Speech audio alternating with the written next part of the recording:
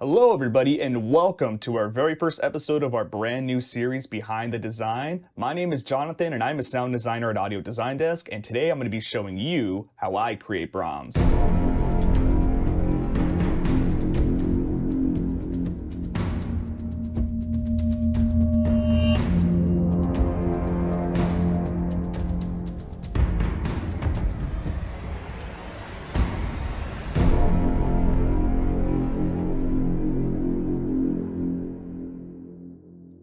Okay, so today we're going to be talking about these two Braam hits right here. So we have Braam number 1 and we have Braam number 2.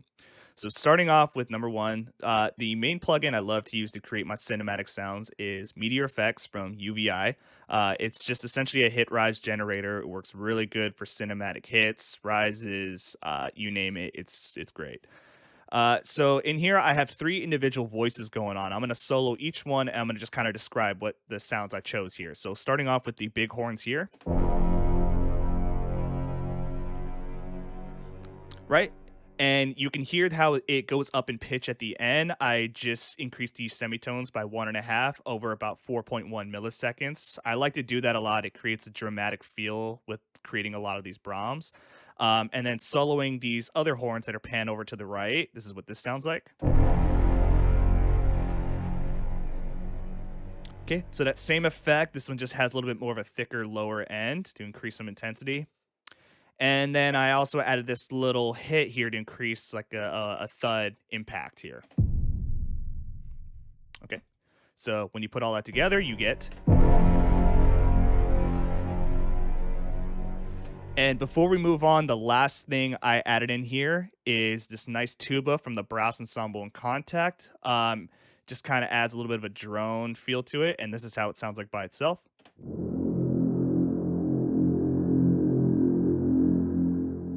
Right? And then when you put all that together, you get.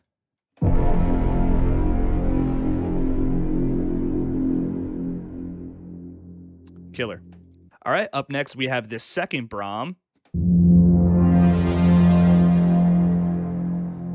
All right, and it already has a little bit of different characteristics than the previous Braam, so let's talk about this. So the first layer, again, very subtle. I added the tuba, just a low, subtle sound in the background. Right? And then the next sound that I have here is from Spitfire Audio. It's the Frozen Strings cello, just to add some low, subtle intensity.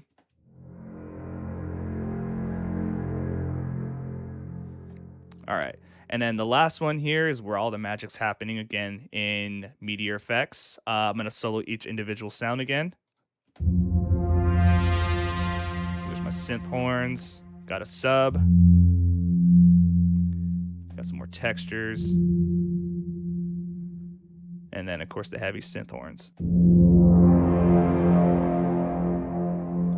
Okay, and you'll notice that all of them have that modulation filter onto there. So all of it's right in here. I created this little motion filter, and I set up my frequency cutoffs to kind of give it a nice little sweep over the sound. So when you blend all of that with the organic sounds from the Contact and the Spitfire sound, you get this.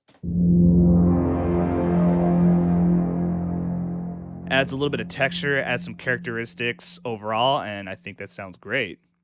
Okay, so I like how both of these sound, and I think it's ready to prep them for Audio Design Desk. Okay, so here we are in Audio Design Desk, and I want to go ahead and import those 2 Braams. So I'm going to open up the importer by pressing Command I. And let's find my sounds, which are right here. Okay, and so I could just simply go one at a time and choose the category, subcategory, all the way down with the metadata field, but I'm going to show what Audio Design Desk is really capable of doing here. And I'm just going to highlight them and click Guess All Metadata field.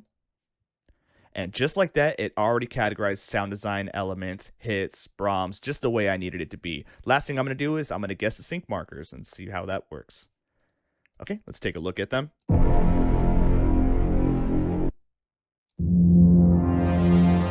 Excellent, and it put it just where I wanted them to be, right at the beginning, at the point of impact. So the last thing I'm going to do before I import these is I'm just going to manually add in the album, composer, and publisher.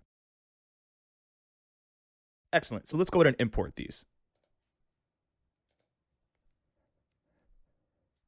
So now that we have these two sounds in my session, let's go ahead and create a composition with some of these Brahms. So I'm going to go to the replace section here. I'm going to go find my album, Brahms Attacks Volume 1.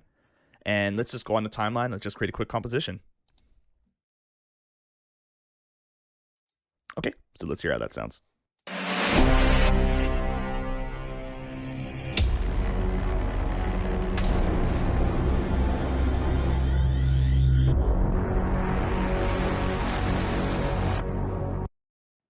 Okay, so I like how that sounds, but just for the fun of it, I'm going to go ahead and highlight, and I'm going to replace all these with a higher intensity. So let's choose intensity 4 and 5 and see what the results are.